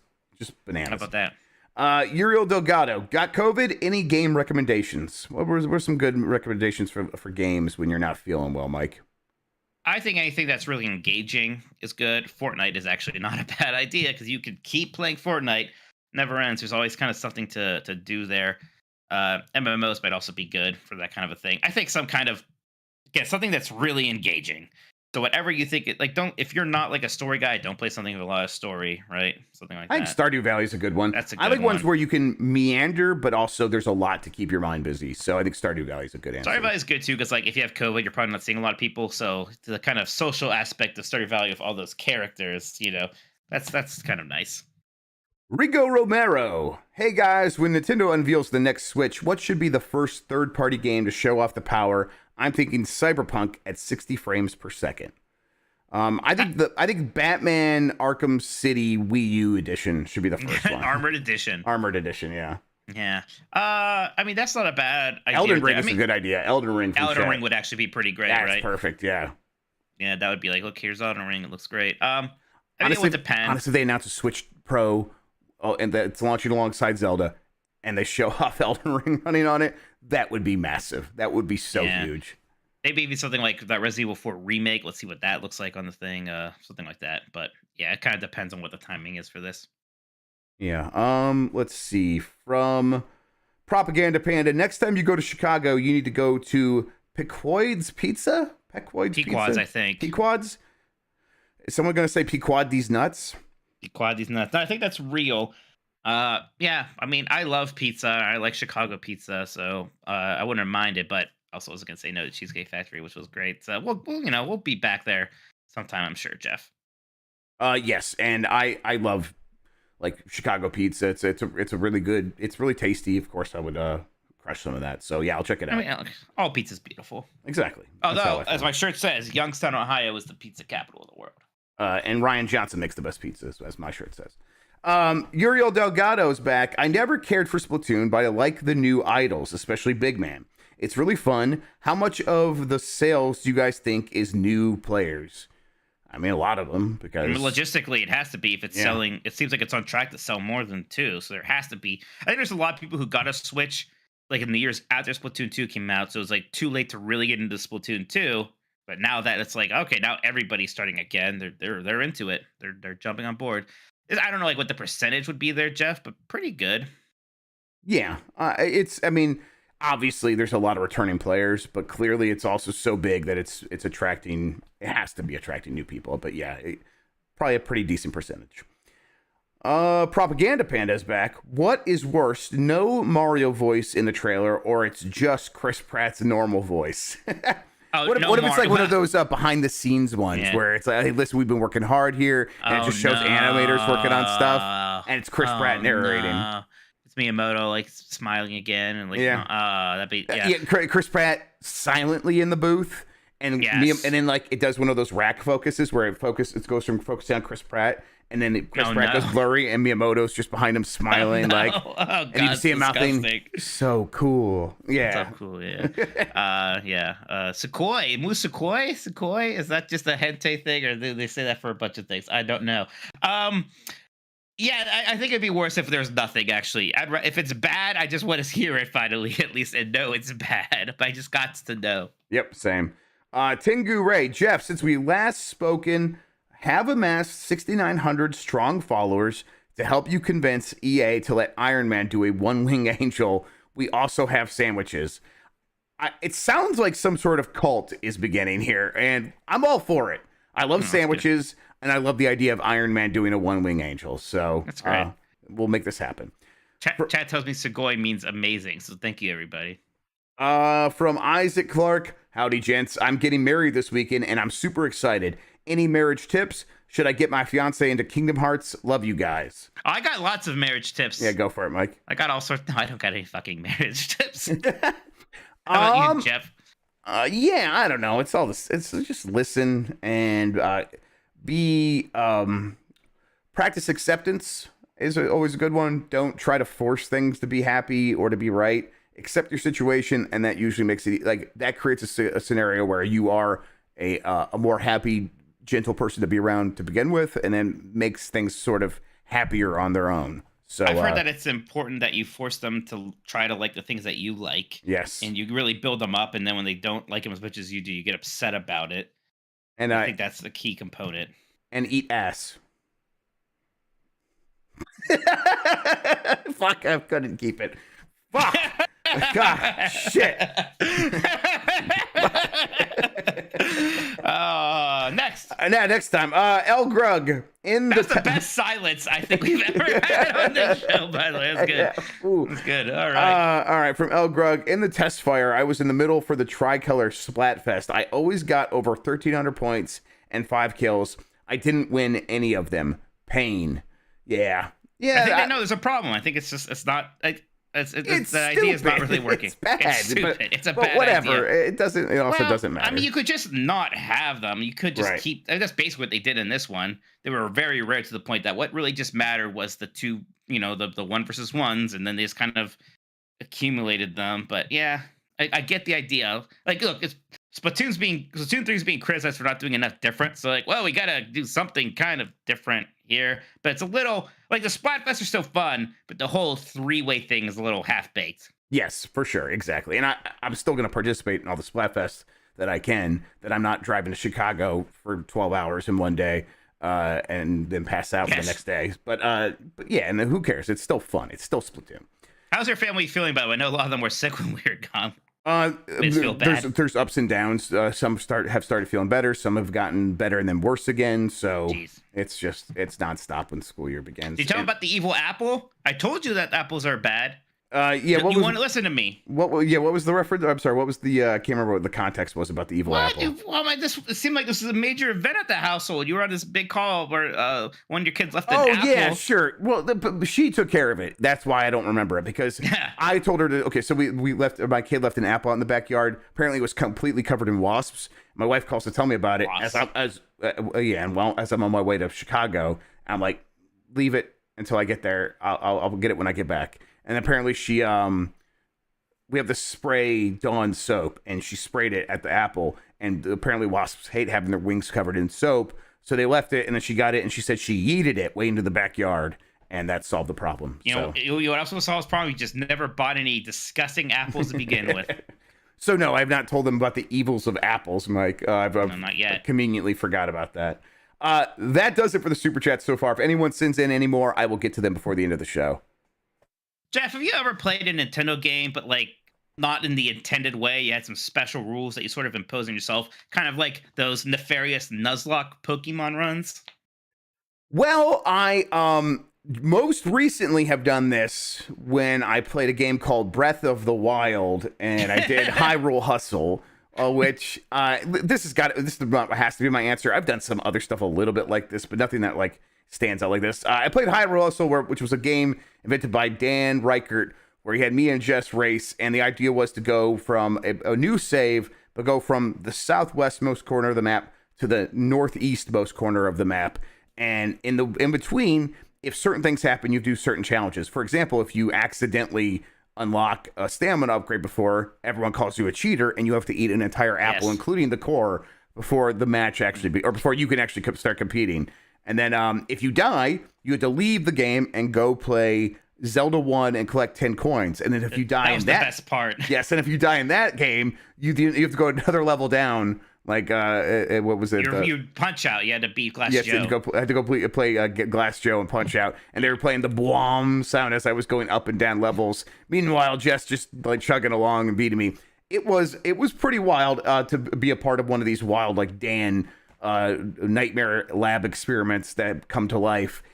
I had a really good time though. I really like this whole concept of the punishments involving playing other games and like smaller, older games, and it's all self-contained on the Switch. It worked out really well. It was a really good time. I really hope we do it again. Actually, that was my favorite part. That's also why I want to do it, because I think I'd be pretty good at that part. I think I can go into almost any of those and do whatever wacky arcade style challenge he comes up with. Yeah, once chat told me to go right instead of left in Zelda, I was like, oh, here's all the coins. Of course, I was just having issues with the rupees. I was having difficulty with the more challenging enemies, but I was like, okay, this is a lot easier. Of course, then he like changed it to Zelda 2 and upgrading, and we figured that one out pretty quick as well. You have to get the P bag. Yep, the P bag. You know me, I love to get the P bag. You love P bags, Jeff.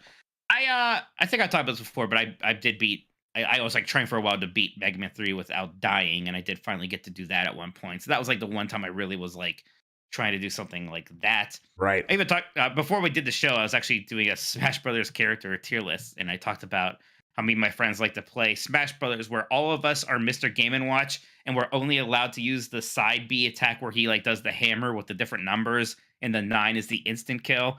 That's the only move you're allowed. We like developed so many rules around this. Like if you accidentally hit somebody with any other move, every other character does the taunt, which is like a bell ringing. So there's like the ceremonial bell ringing while the other person gets a free hit on whoever hit them. There's all these little like things. Mm-hmm. It's a very fun time. So we should come up with some of these and do them on our streams. I want to show you. I would like to show you hammer time is what we call it. Okay. Yeah, I would like that. That'd be fun. Yeah. Yeah. Let's see what our community has to say about this, Jeff. Dr. Sus says, "Hey boys, I play games with my sister. Does that count?" What kind of games do you play with your sister? What was that? You being suggestive? What do you mean? Why'd you say it I like don't that? know. It sounds like he's being suggestive. I guess I feel like it kind of sounds a little weird. You have to assume because it's. I mean, the why internet. else say it? Yeah, I guess that's fair.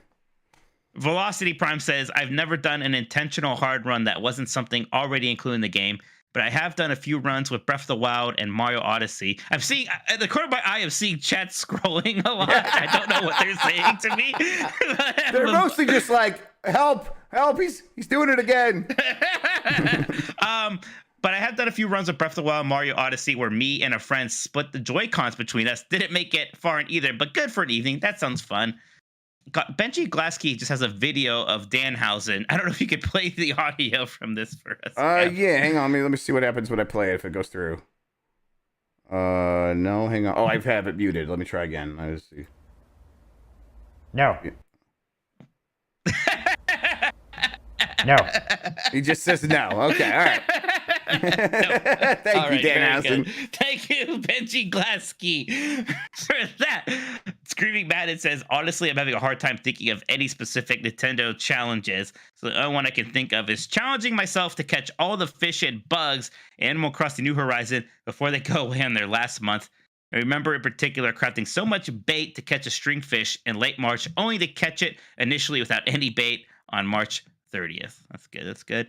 Lenny Cool Dick Denver's back, and he says, I don't think this counts as a challenge run, but when Super Smash Bros. Brawl came out, my friends and I went to the midnight release and then resolved to 100% beat Subspace Emissary and lock every character before we fell asleep. I know it's not that challenging for most people, but trying to beat the final boss, Taboo, when you've been up for 30 plus hours straight was challenging for us. Hey, speaking of Taboo, John says, I don't know if drinking games count, but I played one with my friends for Mario Kart 8 Deluxe, where everyone had to finish their drink before the race finishes. It can only drink by pulling over and putting the controller down. This is to discourage drinking and driving. Yeah, this is Burial Kart. Yeah, okay, sure, yeah. Yeah, Burial Kart is a thing. You never played Burial Kart? I don't think I've ever played Burial Kart. It sounds like something. By the time I was like drinking, all my friends were very much like video games or for nerds. Oh, that's too bad. Yeah, and I'm like over there, like in our common rented house, like playing myself a Burial Donkey Konga, where I'm just like playing Donkey Konga by myself and drinking to that. Yeah, that sounds like you're an alcoholic. I mean, who was to judge me at that point? Only God, and God We've said been playing yes. Burial Kart a lot with like a Nintendo 64. This is like Nintendo 64 is already retro, but that's what we used to play Burial Kart with. The best strategy was actually to just chug the beer. Like, don't even go. You just chug the beer right away, and then you just play like normally instead of trying to like, Turbo Sean stop says and go. everyone tries to metagame it, so he's immediately calling you. Yeah. Why not? Speaking of Turbo Sean, his answer here is, I can't remember ever doing a challenge run of an individual game, but I did do the fan-made Living Dex challenge during the Pokemon XY era. Unlike simply completing the National Pokédex, which means registering every Pokemon is caught, including through evolution, Jeff. The Living Dex challenge means having one of each individual Pokemon all at once. Example, having one Charmander, one Charmeleon, and one Charizard in storage, instead of just raising a single Charmander up through the line for the Pokédex entries. Yes, that means at one point I had 721 individual Pokemon stored in my in-game PC, in addition to my competitive teams, shiny collection, etc. Unfortunately, Game Freak ditched the in-game National Dex as of Sun and Moon, so womp womp. At least it was fun revisiting every generation, catching every Pokemon as I went, and seeing all the cute little in-game rewards they would give people for doing so over the years. Is this like that? Is this what Dexit is about? Is this why people are upset about Dexit? Yeah, Turbo Sean's a big Dexit guy, without a doubt. Bench JC says, in Kirby in the Forgotten Land, I got all the Cage Waddle Ds. To get them all, it required beating all the bosses without getting hit during the fight, and it was painful. Hobbs says, turns out I have unsuccessfully tried some Nuzlocke before, so let me tell you about trying to speedrun Super Mario Brothers, having never played it before. aiming for an hour, but 70 minutes isn't too bad for a first timer. No, that's pretty good. Yeah, that's good. Yeah. Mr. Bohr says, I never played them, but I used to enjoy watching mods of Super Mario World with levels designed so that Mario gets to the end of the level without doing anything. The most impressive were ones where the sound effects sync up to the music. Yes, I know those. Those are good. There's some Mario Maker ones like that. Oh, yeah, too. that was a huge Mario Maker meta for a while. Yeah. Fluffy Cloud Gamer says, the ultimate challenge run in patience, playing Animal Crossing every day and never time traveling. Uncharted Wolf says, as a massive fan of the series, I make sure to do at least one Nuzlocke run of a Pokemon game every year. Last year was especially interesting, though, as I did a hardcore Nuzlocke. Same Nuzlocke rules, but can't heal in battle, can't overlevel my Pokemon, play on set mode of Pokemon Sacred Gold, an ultra difficult ROM hack of Heart Gold that makes the game 10 times harder. In total, I lost 37 Pokemon, including my entire team on the champion battle, except for my Jolteon named Vendrick, who dodged multiple earthquakes with double team and beat the final Dragonite on 5 HP. I named all my Jolteons Vendrick because of them. Damn, that sounds intense. Yeah. Good job. Achar Wolf's winning so far, I think. Diogo RP says, don't think this was mentioned already, but 3-heart challenges in Zelda games always make them replayable in a fun and challenging new way. Oh, do you think you would ever like to do that, Jeff? You ever like to, I think it's Link's Awakening 3-heart? Yeah, maybe Link's Awakening would be. I could probably do that. Yeah, that'd be fun. On a similar side note, me and a group of friends play Mario Party so that whoever leads the game gets to hold a real-life WWE title belt replica, which increases the competitiveness by a lot. Everybody wants the gold. Pablo Casas, since Pokemon Sun and Moon, I've been trying to catch every creature with regular Pokeballs. Also, I've been breeding to get 5/6 IVs Pokemon and trying to get one of each, including gender and region variations. All I can say is this. God, I can't believe I have the patience for that. I can't believe it either, but good on you. Vision49 says, feels like this shouldn't count since Nintendo released this and challenge runs usually go beyond Play on X difficulty, but Master Quest is probably the closest I have ever come to a challenge run. 3DS Master Quest Water Temple was still easier than the original game's version. Dugan says, Star Fox 64, expert mode, wingless, no wingmates or wings. That's interesting. Lostine says, I tried a Nuzlocke on Pokemon Red when I first heard of Nuzlocke runs and made it to Misty and failed miserably. I still want to do my Nuzlocke run. Maybe next week I can finally get to that. Oh, that'd be fun. We'll see how far I get. Jamie H1224 says, Darker Side and Odyssey, if that counts. That doesn't, but still pretty good. Also, I always intended to finish the Trials of the Sword in Breath of the Wild, but I don't need to reacquaint myself with it if I wanted to give that a proper go now. What Up versus CPU says, I beat Super Mario Bros. Lost Levels and Super Mario All-Stars. The game has its own special rules. And G-Man Sir says, when I was young, I would play Mario Kart Super Circuit and let the CPUs lap me once. For some reason, I would also play as Peach when doing this challenge. So we made sure everybody got to pass that Peach first before he would go. I got you. Oh, right, Mike, you're on one tonight, huh? I can't help it that I'm just so funny. It just keeps coming to me, right? No, that was pretty good. That was pretty good. Yeah, I mean, I suppose it was. Here we are. It was. Here we are. Jeff, did we get any more super chats? No, I don't think so. I'll hit the refresh button. Yeah, no, I think we're all good there. Char was asking what the hardest challenge people mentioned. I'm pretty sure that whoever it was who did. I think Uncharted Wolf was It was Uncharted Wolf's, yeah. That sounds impossible. That was yours, Uncharted Wolf. Yeah, that sounds like it was the hardest. Maybe me with the runner-up beating Mega Man 3 without dying. I don't know. Goldie in chat. Remember when Mike said he wanted more women to watch? Look, women. Look. Anyways, the thing about women is. Okay, all right. Time to wrap up, everybody. The thing about business ethics. May God have mercy on your soul. May God have. That's the second Billy Madison quote tonight. That's the same quote again, but I mean, it's more of a callback. It's more of a call. Yeah, we'll call it a callback. Sure. How about that, Jeff? What have you been playing? Talked about the two things I've been playing. We talked about Splatoon, the Splat Off. That was a good time, and the Hyrule Hustle. Those were both really fun, though. I enjoy engaging with Nintendo games in new and exciting ways all the time, and both those were really good examples of that. Hopefully I'm going to keep doing both. I've also been playing more Splatoon 3 on my own time. Still a very good game. I really, really, really like it. So it's turns out very good game, and I just want to kind of next Splatfest I'll spend some more time with it. But even if the Splatfest aren't hitting with me, just the normal turf war stuff continues to be top notch for me. I'm never going to get into like the ranked scene or anything like that, so I'm not going to do all the weird other modes unless we're doing custom nights like with Sean or whatever. But otherwise, just showing up for turf war over and over. I'm realizing this is my, I went from Call of Duty to Titanfall, and now it's Splatoon, honestly. So, I play a bunch of Overwatch in there too and things like that. But yeah, Splatoon for sure. You know, speaking of Splatoon, Jeff, our question for next week is going to be, what would you choose for a 3-way Splatfest? So we'll let everybody figure out what they would do for the next Splatfest if they were given the choice. I think that'll be fun. In the Hyrule also, Goldie says, I wish you had a fairy. I wish I just would not have gone the wrong way. At the mountains, I went up and to the left and went deeper into the mountains that were going to catch me on fire.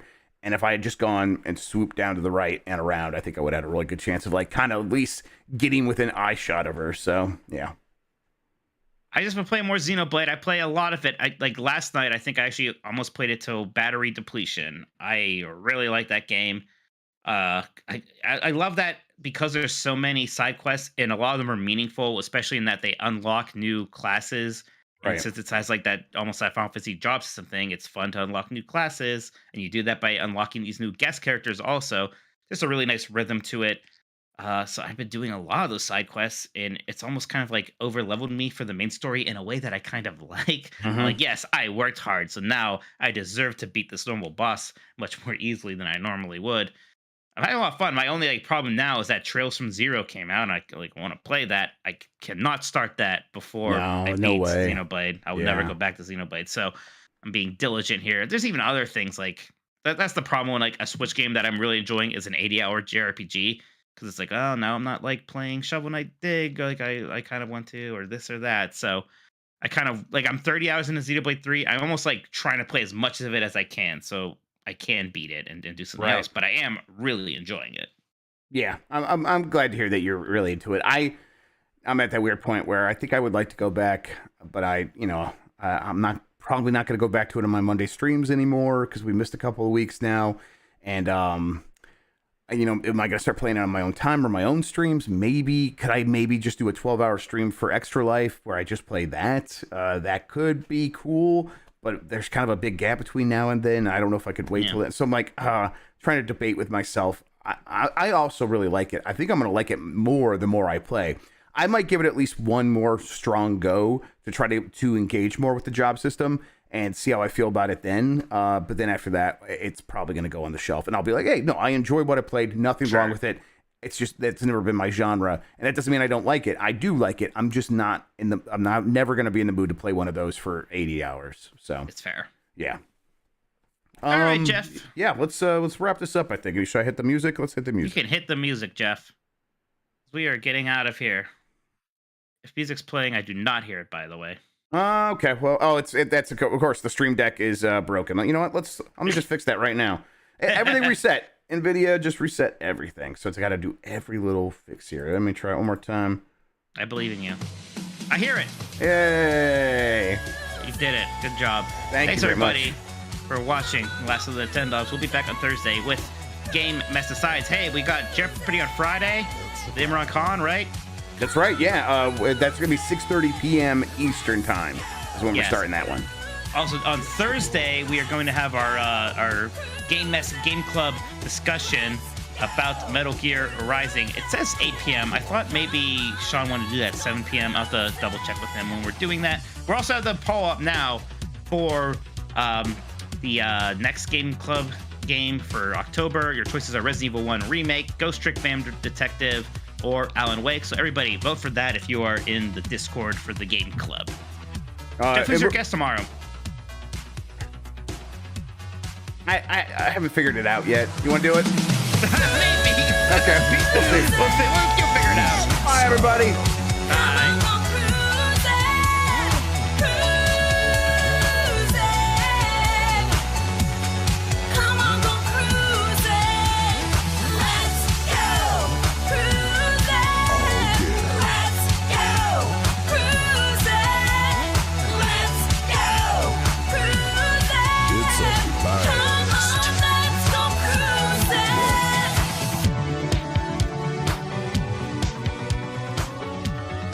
Jeff Grubb loves boning and eat ass.